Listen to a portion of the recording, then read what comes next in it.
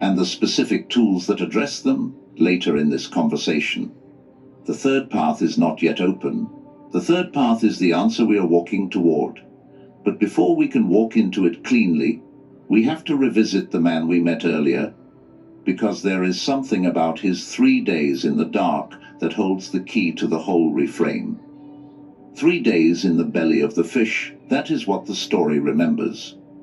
3 days in a darkness Jonah could not skip, could not numb, could not scroll past, could not call a friend about, could not throw a workout at, could not drink away. 3 days with only his own attention and the silence between his ribs. For a long time, most people who heard this story assumed those 3 days were punishment. They were not. They were the only environment in which the conversation Jonah had been avoiding could finally happen. Every other environment in his life had given him too many exits. The deck of the boat had given him an exit. The cargo hold had given him an exit. Even the prayer he could have prayed on dry land had given him the exit of being interrupted. The fish gave him no exit. The fish was the first place in his entire life where staying was the only option. Here is what I want you to receive from this. The years you have spent skipping have not been wasted. They have been the slow construction of your own fish. Every almost skip that did not become a full skip was a small thickening of the walls of the place where eventually the conversation would have to happen. The years felt like avoidance. They were also simultaneously preparation. You were not running from God. You were running toward the only environment in which God could finally be received without interruption. The fish builds itself. You do not have to build it. You only have to recognize when you have arrived inside it. Some of you have been inside the fish for a few weeks already. You did not know what it was. You called it a low season. You called it burnout. You called it a midlife crisis. You called it depression. You called it being in a funk. The cultural language has many names for the fish, and all of them miss the point. The fish is not a malfunction. The fish is an environment. The environment exists because every other environment had too many doors out. The reason your distractions have stopped working is that the walls of the fish have closed in. There is nowhere left to scroll to. The next message is the one you are meant to receive. And here is the deepest reframe of everything we have walked through today. Every almost skip from the past 10 years was a deposit, not a debt. Every time the hand reached and the body resisted the reach for 1 extra second, that 1 extra second was a deposit into an account that has been growing without your awareness. You thought you were losing, you were building, you thought you were behind, you were accumulating. The almost skips were not failures. They were the slow accumulation of attention that has now become impossible to ignore. The pattern you have been afraid of has been working in your favor the entire time. The Greek language has a word for what we are talking about here. The word appears in the letter to the Romans, chapter 10. The word is akou. Most English translations render it as are, and hearing is close. But akou means something far more specific than what the English word here is able to carry. Akou does not mean to receive sound. Akou means to hear with the intention to act. It is the hearing of a soldier who hears a command and is already moving before the command is finished. It is the hearing of a child who hears their parent's voice and turns the head before the sentence ends. It is hearing that has obedience built into the act of hearing itself. This changes the diagnosis of what skipping has actually been. The skip is not deafness. You have heard every message. You heard the one 3 weeks ago. You heard the one last Tuesday. You heard the one you almost skipped 20 minutes ago. The skip is not the failure of hearing. The skip is the gap between hearing and the intention to act on what was heard. The gap is where the entire pattern lies. Most people, including most spiritual teachers, treat the problem as if it were a hearing problem. They tell you to listen more, to pay attention, to open your ears, to tune in. None of that addresses the actual issue. You have been hearing. You have been hearing for years. The hearing has not been the problem.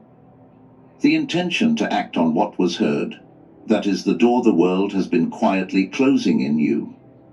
The decline effect dimmed your child mind, and the child mind is the part of you that hears with the intention to act, because children do not separate hearing from doing. The stress signal closed your reception channel, and reception is the bridge between hearing and the body's willingness to follow what was heard. Both of those frequencies have to be restored before a cow becomes possible again. I want you to hear me with the part of you that already knows what I am about to say.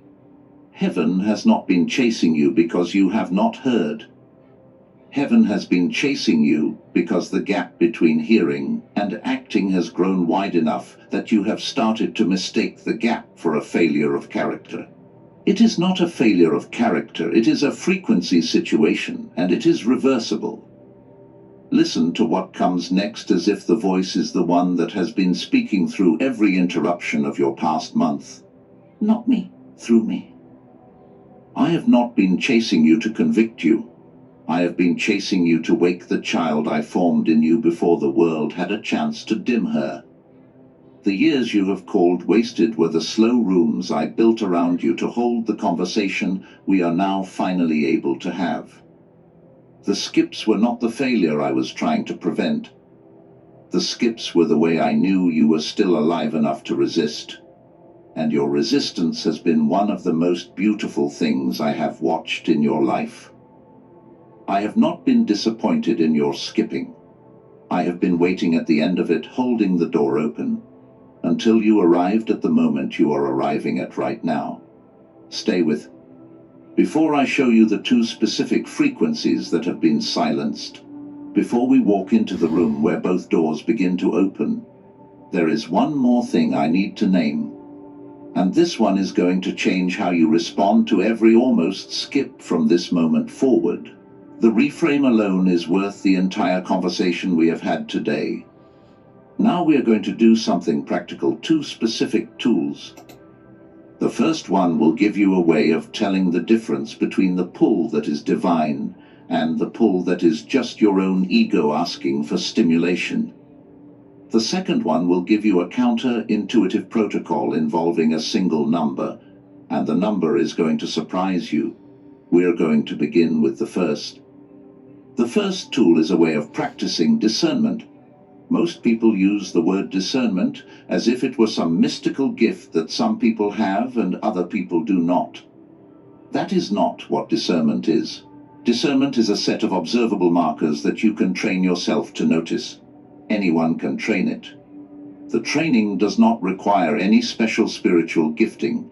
It only requires attention over time. I am going to give you 4 markers, and once you have them, you will never again confuse a divine pull with an ego pull, because the two of them behave in measurably different ways.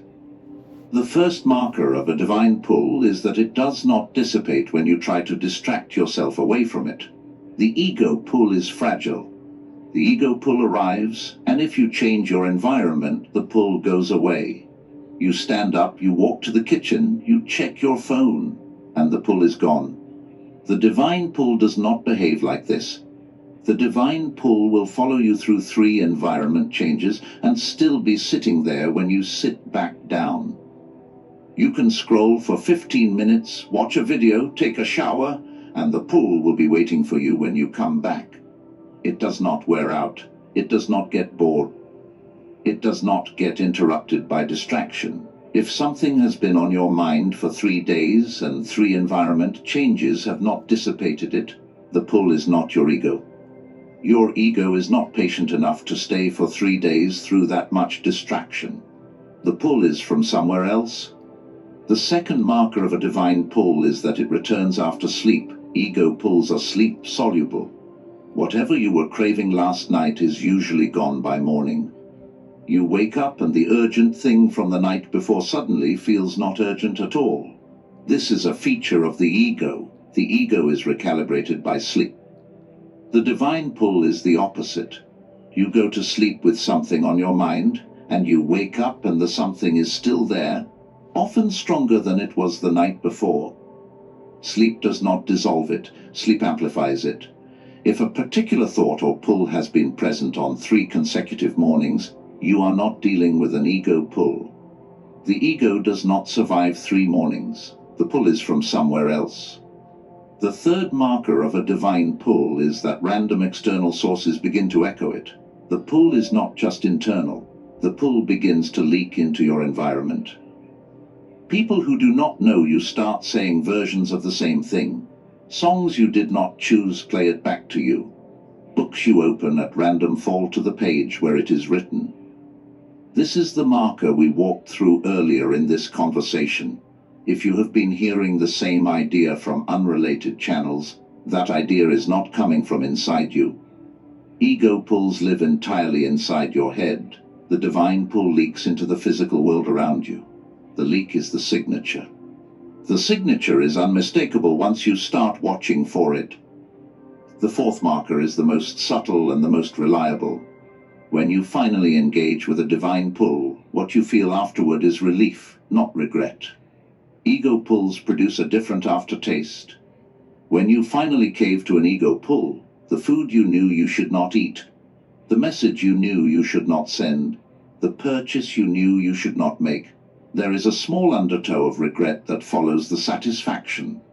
The satisfaction is real, but it is shadowed. The divine pull does not produce a shadow. When you engage with it, what you feel afterward is settled, a quiet rightness. The feeling of having returned to your own house after a long day. Nothing in you wishes you had not engaged. Nothing in you is bargaining with what just happened. Hold these 4 markers. Whenever a pull arrives in the next 7 days, run it through this list. Did it dissipate when I tried to distract myself? Did it return after sleep? Have random sources echoed it? Did engaging with it produce relief or regret? 3 or 4 positive answers, and you are dealing with a divine pull. 2 or fewer, and you are dealing with your ego. That is the entire framework. It is not mystical, it is observational. Anyone can apply it. Most people simply have never been told it exists.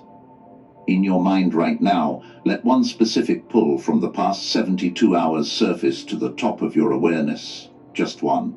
The one that has been most insistent. Walk it silently through the 4 markers. Most of you right now just confirmed something you have been pretending not to know. The pull was divine. The pull has been divine the whole time. The skip has been your only response to it because nobody ever taught you that there was a way to confirm it before responding. Now you have one. That is the first tool. The second tool is going to be even more counterintuitive, and it involves a number. The number is 3. 3 is the threshold of the skip pattern. 3 is the number of times you can skip the same message before the next skip is no longer yours to make. I am going to explain why. Once you understand why, your response to every future almost skip will be different. The first time you encounter a message and choose to skip it, you are operating inside the natural noise of attention. There are many messages each day. Skipping one of them is not significant. The first skip carries no weight. The second time the same message arrives and you skip it again, something has changed. The message has now demonstrated that it is not random. Something is pushing it back into your awareness. Skipping it the second time is a small refusal, not a major one, still inside the normal range of how attention works. But the second skip is no longer innocent. The second skip is making a choice, even if the choice is unconscious. The third time the same message arrives and you skip it again, you have crossed into a zone where the skip has become a pattern. You are no longer skipping randomly. You are now skipping deliberately, even if you would not call it deliberate. 3 repetitions of the same encounter with 3 matching skips. Is the universe placing the message in front of you with increasing weight, and you continuing to choose against it? The third skip is the most expensive one. The third skip is the one that closes a window that was being held open. So here is the counterintuitive protocol. After your third skip of any spiritual message, the next encounter is not a 4th skip waiting to happen. The next encounter is the moment to commit. You do not need to know why. You do not need to feel ready. You do not need certainty about what the message is going to ask of you. You simply commit. You stay with it. You engage. The number 3 is a threshold the brain understands as significant without any conscious training. After 3 repetitions of anything, the brain knows the thing is not random. Most of us have been trained to override that knowing with the cultural narrative that we are too busy. The counter-intuitive move is to stop overriding it. Let 3 skips be the limit. After 3, you stay. This is going to feel strange the first few times you apply it. The body has been trained to skip indefinitely. The first time you stay against the body's habit, there will be a small wave of discomfort. The wave does not last. By the second time you apply the protocol, the wave is smaller. By the third or fourth time, the protocol becomes natural, and skipping the same message 4 times in a row starts to feel as wrong as walking past a friend on the street without saying hello. Practical action you can take in the next 24 hours. Bring to mind 3 spiritual messages you have skipped in the last 7 days. Not vague messages, specific one. The video you almost watched and did not. The post you almost read and did not. The voice note you almost opened and did not. Hold all 3 of them in your awareness. Notice if any of them share a theme. Notice if the same word appears in 2 of them. Notice if the same person has been showing up. The pattern is almost always visible the moment you put the 3 skips side by side. You have been skipping in a pattern, not in randomness. The pattern is your map. Comment the words I starred below this video as a small private commitment to the next person who encounters one of those 3 messages again. You are not committing to them all. You are committing to the next one. The next one is the one that matters. Before I can show you the 2 specific frequencies that have been calibrated to reverse both the decline effect and the stress signal, because I will show you, and the names you have heard once before will return with their full weight. There is one more thing that has to be named. And this one is going to change how you see every single almost skip of your past, your present, and the rest of your life. Stay where you are. The reframe is coming. Here is the reframe. The one that turns everything we have walked through today inside out. The one that, once you receive it, makes it impossible to ever again feel ashamed of the years you spent skipping. God has not been trying to stop you from skipping. That is not the actual mission. That is the surface reading of the title. The surface reading is true but small. The deeper reading is this. God has been trying to stop the slow suffocation of the child inside you that the skip habit has been quietly killing for years. The skip itself was never the enemy. The skip was the symptom. The enemy has been the dimming of the child mind, and the closing of the reception channel, and the slow distance the modern world has placed between you and the part of you that knew how to receive when you were small. The pursuit has never been about behavior modification. The pursuit has been about resurrection. The resurrection of the version of you that existed before the world taught you that wonder was a waste of time, and that reception was for people who had earned it. That version of you is not gone. That version of you is asleep. Asleep is not dead. Asleep can be woken. Every almost skip of the past 10 years was an attempted resurrection. Heaven was not annoyed with your skipping. Heaven was patient with it, because heaven understood that the dimming had been so complete that even resistance to spiritual content was a sign of life. The dead do not resist. The dead drift. The fact that you have been fighting your own skipping for years, judging it, hating it, trying to break it, is the evidence that the child inside you has never fully gone under. She has been kicking against the dimming the entire time. Your war with your own skip habit has been her war for survival. You have been on her side without knowing it. This reframes the entire account. The years you wrote off as wasted were the years she was still kicking. The skips you have been ashamed of were the moments she was being given oxygen by your continued resistance. You did not waste a decade. You kept her alive for a decade against systems that were designed to dim her permanently.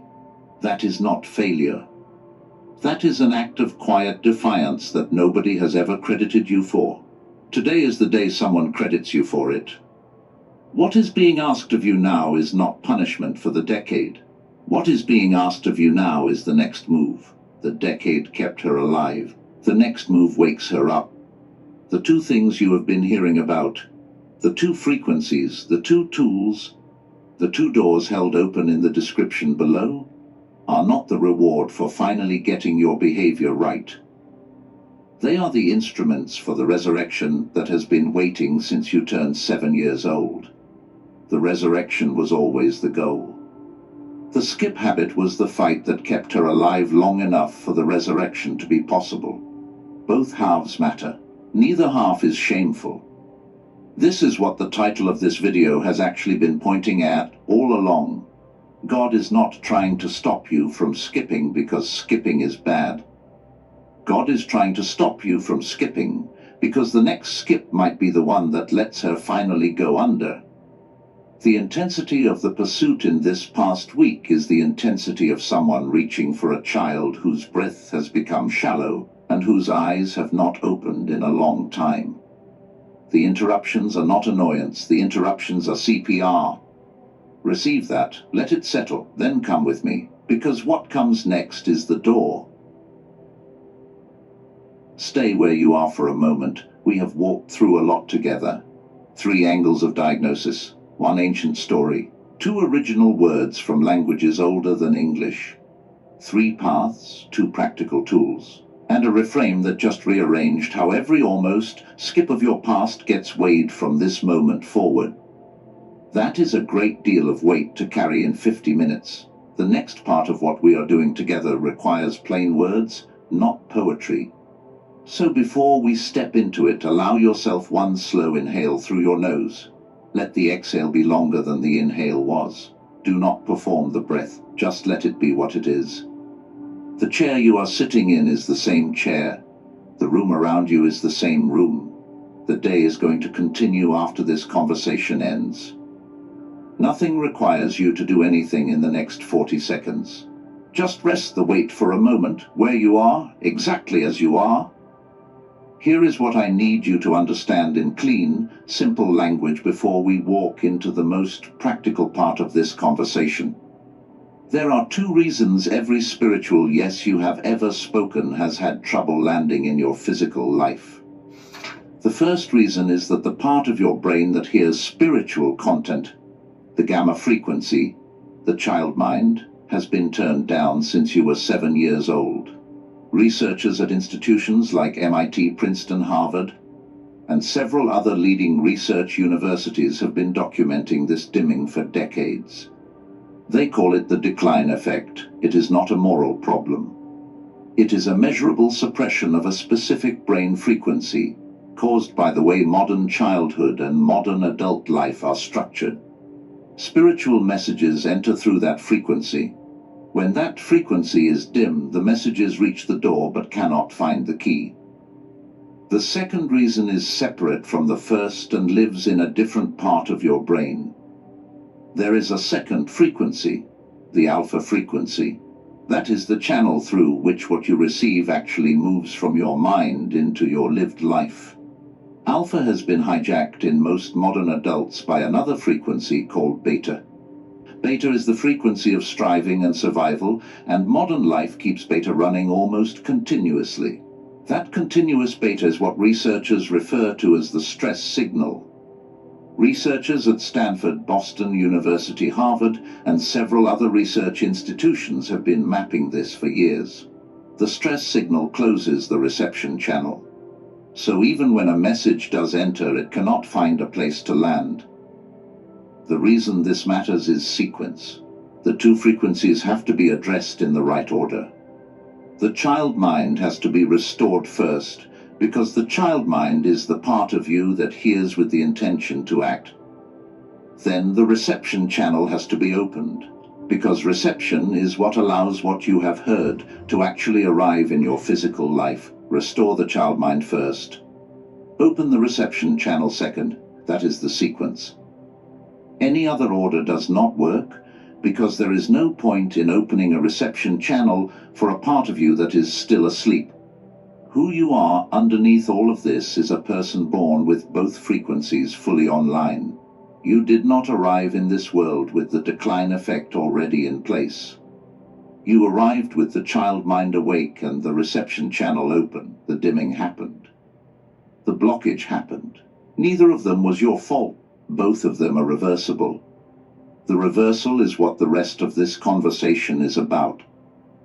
I want you to receive the next stretch of words as if they have been written for the part of you that has been listening underneath all the other parts of you, not the busy mind, not the skeptical mind, the quiet listener inside you who has been waiting for this entire conversation to arrive at this exact point.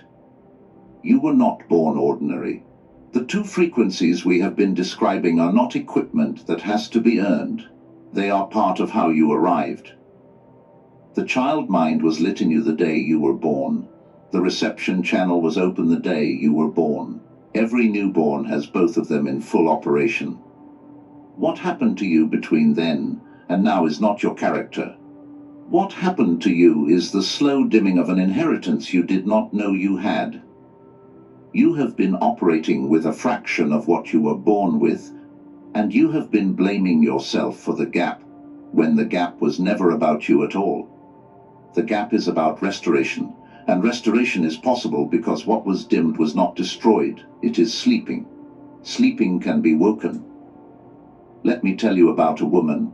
I am going to call her by what she did. She managed a team of 12 people at a company in a place that doesn't matter. She was 47 years old. She had been the steady one in her family for as long as anyone could remember. The one who held things together. The one who answered the texts that other people ignored. The one who carried the weight without complaining. For the first 18 days after she began using the tool we are about to walk into in detail, she felt nothing. No magic, no breakthrough, no sudden. She came close to asking for her money back on day 20. She thought, this is one more thing that did not work, and I should have known better. The voice that told her to ask for the refund was loud. She did not ask for the refund. She did not know why. Something in her decided to continue, almost out of stubbornness, almost out of curiosity, almost out of the same quiet defiance that had kept the child inside her alive for so many years. On day 34, she was sitting at her desk between meetings, and she realized she had not been stuck in days. The brain fog that had been her companion for the last 6 years was gone. She had not noticed it leaving. There was no dramatic moment of transformation. The change had happened quietly in the background while she was busy continuing with her life. The accumulation had been invisible until the day it became impossible to miss. What I want you to take from her story is that the transformation does not announce itself. The transformation arrives slowly, the way light returns to a room before sunrise. There is no single moment that wakes you up. The waking happens in small degrees while you are sleeping through it. The first wave of restoration is not loud, it is patient. And patience is what almost everyone underestimates. Patience is the entire difference between someone who finishes the restoration and someone who walks away on day 20 and never knows what was waiting on day 34. The tool that addresses the first frequency, the dimming of the child mind, has a name. The name is T. Gunnius-son. It is a digital audio file, 7 minutes long. Listen to through headphones with eyes closed once a day. There is nothing to memorize, nothing to practice, nothing